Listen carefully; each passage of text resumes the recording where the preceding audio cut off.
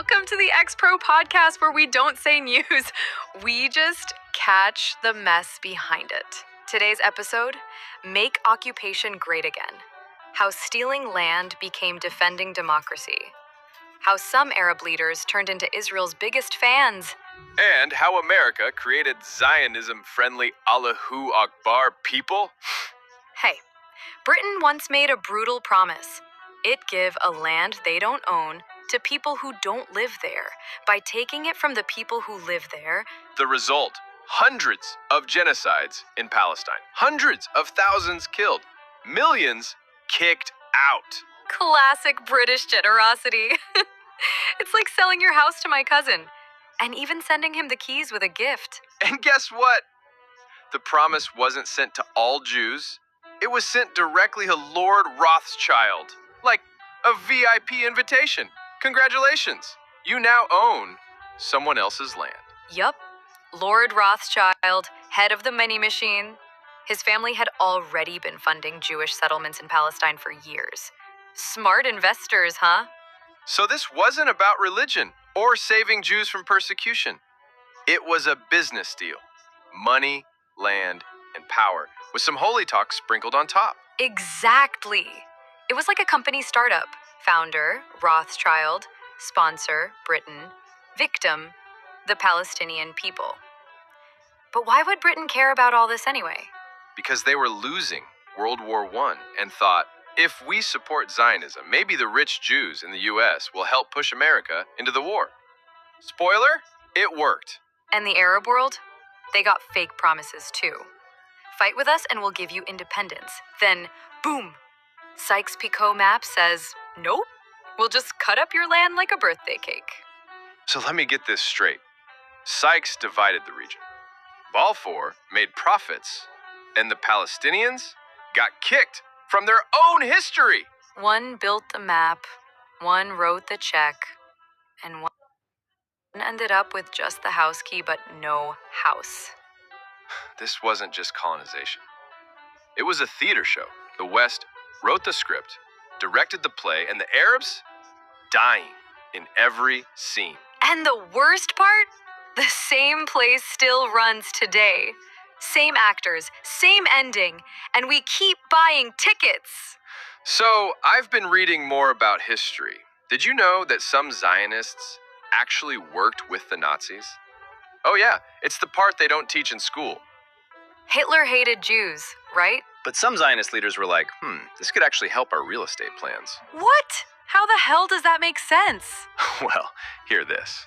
In 1933, they made the Havara Agreement, a deal between Nazi Germany and Zionist groups. Germany helped some Jews move to Palestine, but only if they sold their stuff and transferred the money through German banks. So wait, Nazis got cash, Zionists got people, and both sides smiled? Exactly. It was less about saving Jewish lives and more about building a future state with clean, filtered, wealthy immigrants. That's like watching your house burn down and someone offers to rescue your family, but only the rich ones. Dark, huh? But for the Zionist leadership at the time, Jewish suffering was a political investment. Unbelievable. So while Jews were dying in camps, some Zionists were like, nice, this will make the world feel guilty and support our cause. Exactly. And what came after the Holocaust? Massive sympathy. The UN split Palestine like a broken pizza. And the West said, well, they've suffered enough. Let them have it. So they turned nightmare into marketing. Buy now. Only 6 million tears per acre. They weaponized grief. They sold guilt to the West and fear to their own people. And the Rothschilds? Still cashing in? Of course. They helped fund early settlements, controlled banks, and even owned land deeds in Palestine before Israel was even born. So let me guess. The poor Jews died, the rich Jews negotiated, and the Palestinians paid the rent. Exactly. It's not the promised land. It's the profitable land. Welcome to the Middle East, where maps lie, bullets talk, and truth always shows up 75 years late. Okay, so after all that drama, let me guess. Israel became a peaceful, democratic neighbor? Ha! Israel is not a neighbor. It's more like a military USB virus plugged straight into the heart of the Middle East. A virus? That's harsh. Not really. They destabilize everything they touch. Lebanon, Syria, Iraq, Iran, Gaza. Every few years, they press start war, then sell weapons, peace talks, and Netflix documentaries. So you're saying Israel isn't just living there, it's functioning like a Western outpost.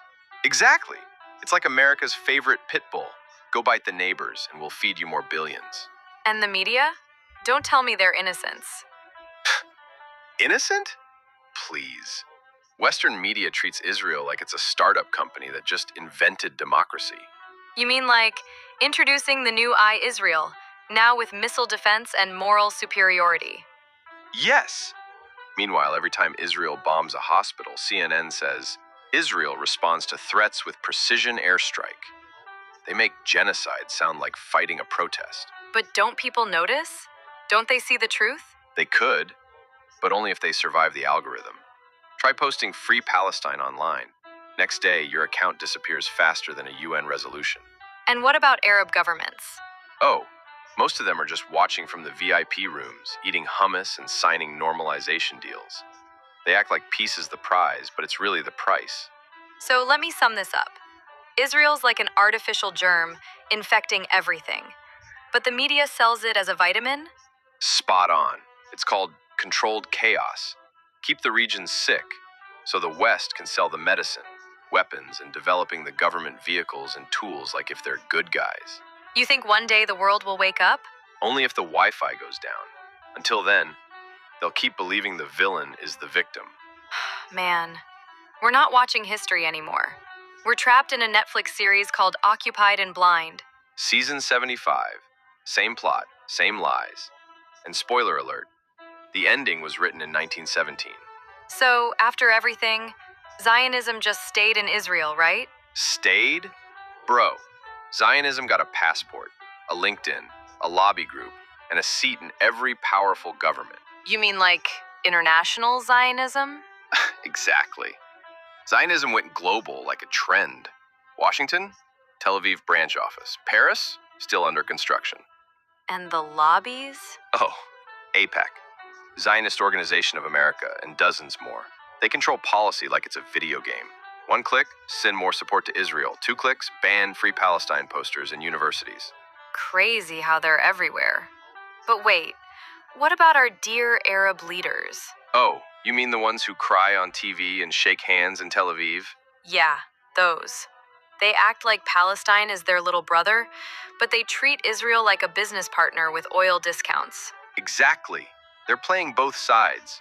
We love Palestine in poetry, but Israel gives better trade deals. So now Israel flies over Arab airspace, opens embassies in Gulf countries, and even gets free hummus at peace summits? Meanwhile, Gaza can't even get clean water. And the irony? The countries standing with Palestine are the ones the West calls evil. Russia, China, North Korea, Pakistan, Lebanon. Yeah, it's hilarious. The so-called villains of the world are the only ones who say, hey, maybe don't bomb children and steal land. So the Arab world sold the cause? They didn't just sell it. They offered a Black Friday deal. Buy silence on Palestine, get armors on human rights for free. Palestine sold to military contracts and gas pipelines? And Israel's just standing there, smiling. Thanks for the land, and thanks for pretending to care. Bullshit. At this point, I feel like we're living inside a lie, sponsored by corporations, powered by betrayal, and protected by censorship. Man, we're not watching history anymore. We're trapped in a Netflix series called Occupied and Blind. So, what do we do? We keep telling the truth, because maybe someday the world will run out of lies. Yo, ever notice how in Hollywood, Israel's always the hero? Have you noticed how in Hollywood, Zionists are either heroes or victims? Bullshit! And Palestinians? Always shown as masked bad guys in smoky backgrounds. Exactly. One throws a stone. Terrorist. One drops a bomb on Gaza. Tragic but justified. And people believe it? It's the cinema effect. Lights, camera. We need New World Order to make people wake up and stop this nightmare. We need new rules and new laws that every nation respects. You can't advertise for people or nations as bad just because you disagree with us. You need to have a logical reasons. And even if you succeeded in identifying them as bad, this doesn't mean you will refuse them when they do a good thing. It's a very hard thing to apply in case someone have a bloody memory. It's hard to accept logic in this case. But we should try, otherwise we will keep fighting like animals in a non-ending circle. You was listening to X-Pro Podcast, where we face the past, armored with conscious. We admit it, we contain it. We try to recycle it, reuse it in our life, so we don't repeat it.